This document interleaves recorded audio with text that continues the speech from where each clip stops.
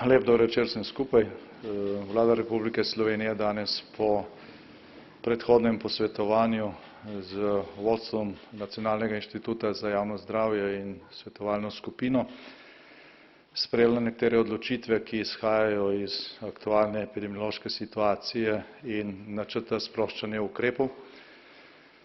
Zdaj, kar se tiče situacije na nacionalni ravni, smo za dobrega pol koraka iz črne faze prešli v rdečo.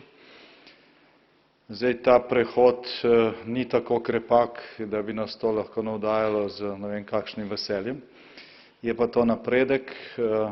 Ta napredek sam po sebi ne bi zadoščal za kakršnokoli sproščanje, če ne bi tudi trendi, ki se nakazujejo za naslednjih 7 dni, bili optimistični. Zdaj, ti padajoči trendi so optimistični praktično v večini slovenskih regij.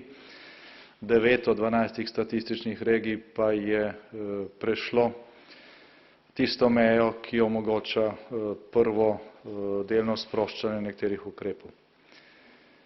Zdaj, v teh regijah bo praviloma od naslednjega tedna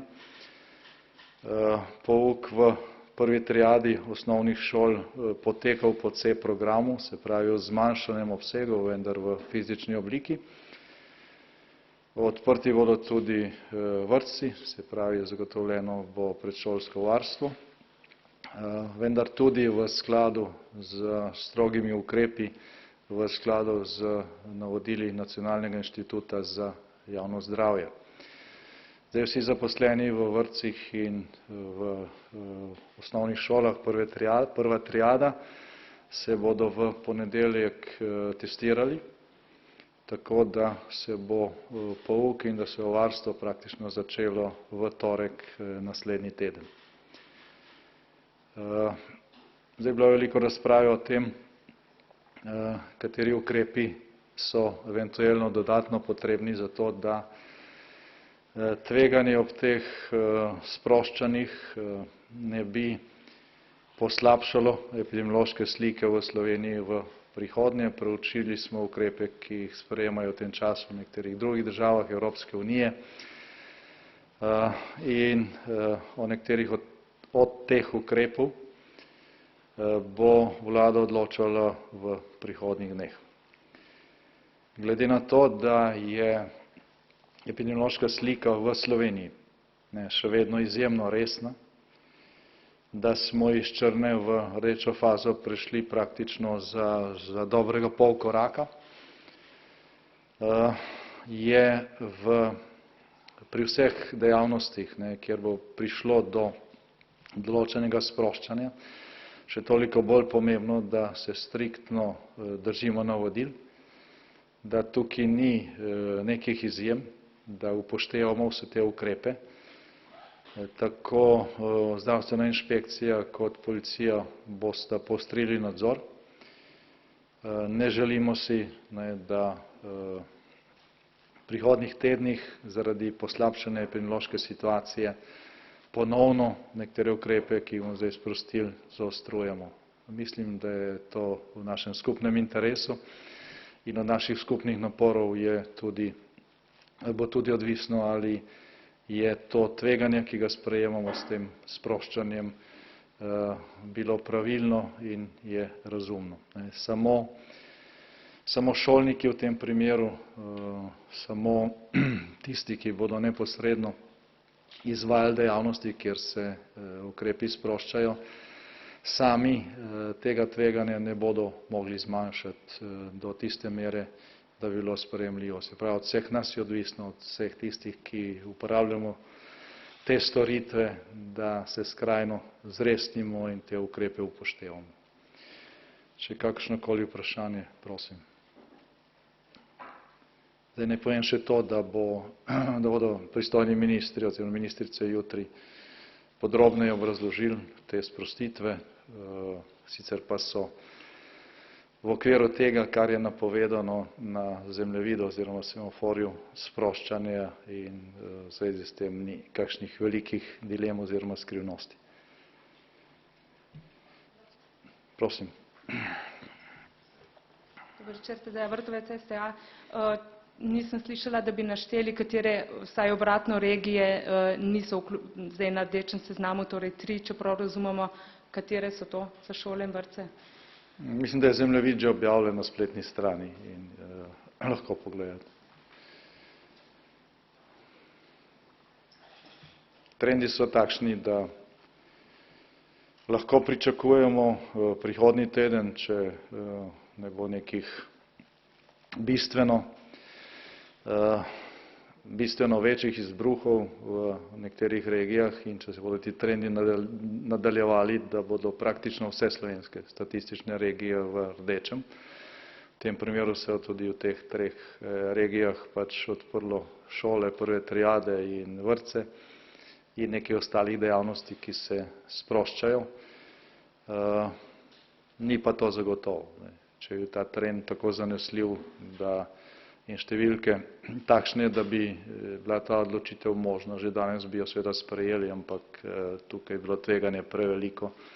Zato se je vlada striktno držala napovedi oziroma načrta sproščanja glede na to, kaj so pokazale najnovejše številke in seveda uporabili smo podatke za zadnjih 7 dni, vključno z včerajšnjim dnem do 24. ure. Hvala lepa. Tina Hojnik, POP TV. Zanima me za ostale stvari, za sproščanje, če lahko bolj eksplicitno poveste, razen za šole pa za vrtce, avtomehanične, smučanje in tako naprej, če lahko še za te stvari poveste. Torej vse to, kar ste našteli, je na rdečem seznamu, se pravi na seznamu sprostitvenih ukrepov v regijah, ki dosežejo to stopnjo. Tako da smučišča v teh regijah se bodo lahko odprla ob pogojih, ki so bili predpisani že pred prazniki, ob zagotovitvi hitrega testiranja in ob upoštevanju vseh drugih ukrepov. Enako velja za, kar se tiče odprtje avtomehaničnih delavnic in mislim, da tudi trgovin za otroške artikle, kar gre skupaj z odprtjem šol. Vse ostale dejavnosti, ki bi eventualno prišle v poštev in so na kasnejših barvah, se seveda ne odpirajo. Zanima me še to, rečeno je bilo, da bo velik logistični zalogaj testiranja vseh šolnikov, pa me zanima, kako tukaj kažejo stvari. Torej, ta načrt je pripravljen, zato je tudi začetek pouka v teh šolah, v teh regijah pač torek, ne pa ponedeljek. Ponedeljek je praktično v celoti posvečen testiranju. Kot že rečeno, načrt je pripravljen pred tedni, ne bi smelo tukaj prihaja do kakšnih koli večjih problemov, tudi razporedi bodo takšni, da naj ne bi bilo dolgih vrst. Tisti, ki izvajajo testiranje, imajo že dovolj izkušenj. Neposredno pa bo to seveda odvisno od ravnateljev in izvajalcev tega testiranja.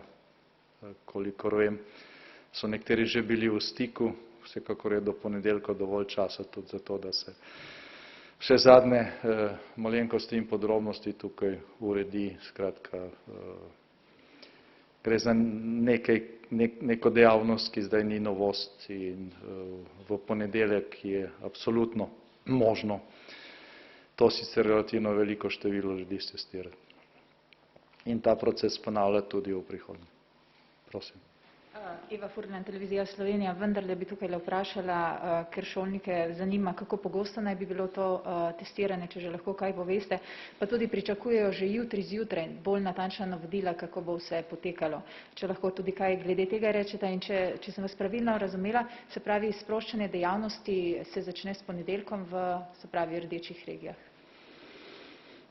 Da, s ponedeljkom, razen, ko gre za odpiranje smučišč, kar bo glede na odlok možno od sobote naprej, tudi zaradi tega, ker je tudi tam pogoj hitro testiranje in ker bodo v ponedeljek zasedene te kapacitete za šolstvo, se je odpiranje pač delno razporedilo. Zdaj, kar se tiče šolstva, je treba povedati, da je načrt, ki bo tokrat uporabljen, se pravi model C, izvajanje pouka bil predpisan, objavljen in tudi komuniciran poleti. Se pravi, mislim, da pred 5 ali 6 meseci. To ni nikakršna novost, šolniki ga poznajo ali pa bi ga morali poznati. Kar se tiče testiranja, to tudi ni nekaj zelo kompliciranega.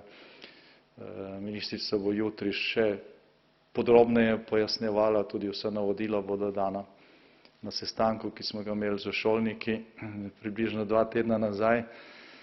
Smo se dogovorili, da bo odločitev znana v sredo, zato da se bo naslednji teden, da bo do naslednjega tedna, ko se bo pouk začel, dovolj časa za vse te priprave. Se pravi, če je kjerkoli še kakršnakoli nejasnost, je dovolj časa v naslednjih dneh, da se to pojasni in skomunicira. Hvala lepa.